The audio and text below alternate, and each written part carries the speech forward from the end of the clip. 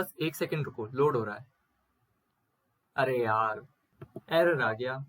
तो कई बार हमारी ऐप्स में हम चाहते हैं इंटरनेट से कोई भी डेटा फेच करें, तो जिस दौरान डेटा फेच हो रहा है उस टाइम हमारी ऐप खाली नहीं रहनी चाहिए।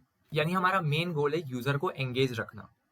जिस तरह से तुम अभी मेरी वीडियो में एंगेज हो और इस चैनल को फटाफट से सब्सक्राइब कर दोगे। तो आज हम देखने वाले हैं फ्यूचर बिल्डर का कॉन्सेप्ट, जो कि फ्लटर में यूज होता है और ये डेटा लोडिंग में काम आता है। तो अगर आप कोई भी इंटरनेट से डेटा को फेच करा रहे हैं और उस दौरान कुछ डिले है, तो वहां पे आप यूजर को शो कर सकते हैं किसी इंडिकेटर के थ्रू, जैसे कि सर्कुलर प्रोग्रेस इंडिकेटर, या फिर हम कोई शिमर इफेक्ट यूज कर सकते हैं। वो एक तरीके का लोडिंग इफेक्ट देता है यूजर को और यूजर वहां पे एंगेज रहता है। तो अब फटाफट से देखते हैं यार फ्यूचर बिल्डर कैसे काम करता है। तो सबसे पहले हम एपीआई से डेटा फेच कर लेंगे और उसके लिए मैंने यहाँ पे एक फंक्शन बना दिया है, गेट डेटा।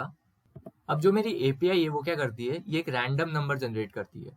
तो आप इस एपीआई को यूज कर सकते हो, randomnumber.api.com, जो कि आपको एक रैंडम नंबर देगी लिस्ट की फॉर्म में। आप काउंट बढ़ा के कुछ भी कर सकते हो, मैंने 1 ले लिया है तो आपको एक रैंडम नंबर मिलेगा लिस्ट में। और ये डेटा आएगा जेसन फॉर्मेट में, तो उसको json.decode से हम डिकोड कर लेंगे और यहाँ पे एक नंबर रिटर्न करा देंगे। अब क्योंकि ये एक इंटीजर टाइप है तो हमें इस फंक्शन का रिटर्न टाइप डालना पड़ेगा फ्यूचर इंट, क्योंकि ये एक फ्यूचर वैल्यू रिटर्न करेगा। यानी कि जब हम ऐप को स्टार्ट करेंगे तब तो हमारे पास वैल्यू आ नहीं जाएगी, थोड़ी देर बाद आएगी, इसलिए वो फ्यूचर वैल्यू मानी जाएगी। नीचे आते हैं तो यहाँ पे मैंने एक फ्यूचर बिल्डर विजेट यूज किया है। अब इसके अंदर ये 2 चीजें लेता है, एक तो फ्यूचर और एक बिल्डर। फ्यूचर बेसिकली होता है कि कहाँ से हमारा डेटा आ रहा है।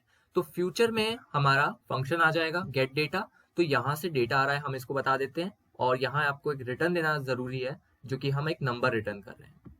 बिल्डर में क्या करता है समझना। अब ये कह रहा है कि भाई मैं कुछ कंडीशंस लगा रहा हूँ और उसमें मैं देख रहा हूँ कि जब तक डेटा नहीं आ रहा है तब तक मुझे कुछ और शो करना है, और वो लिसन कंटिन्यूसली कर रहा है कि जैसे ही डेटा आएगा मैं डेटा शो कर दूंगा यूजर को।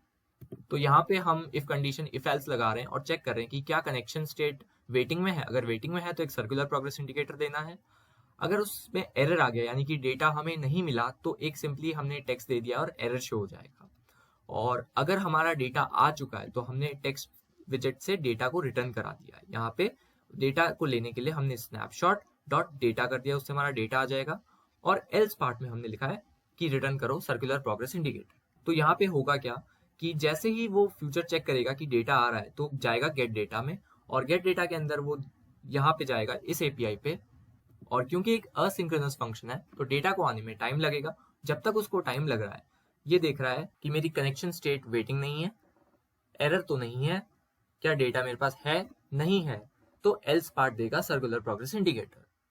और अभी वो यहाँ रुका नहीं, वो लिसन कर रहा है।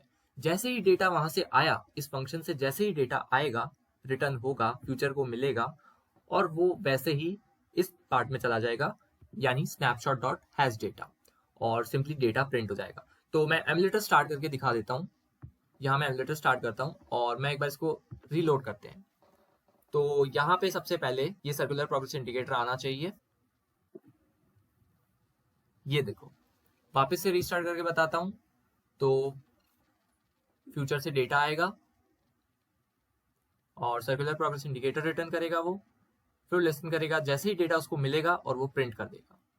ये देखो, हर बार वो एक रैंडम नंबर जनरेट करता है। तो ये चीज फ्यूचर बिल्डर के साथ आप खुद भी फ्लटर में ट्राई करके देख सकते हो। तो जब तक डेटा लोड हो रहा है, सिंप्लिसिटी के लिए हम एक सर्कुलर प्रोग्रेस इंडिकेटर का यूज करते हैं, क्योंकि भाई अब यूजर को वेट कराने के लिए हम ये तो नहीं कह सकते हैं रुको जरा, सब्र करो। इमेजिन करो कि आपको आपके क्रश की प्रोफाइल देखनी है और इंस्टाग्राम आपसे कह रहा है रुको जरा सब्र करो,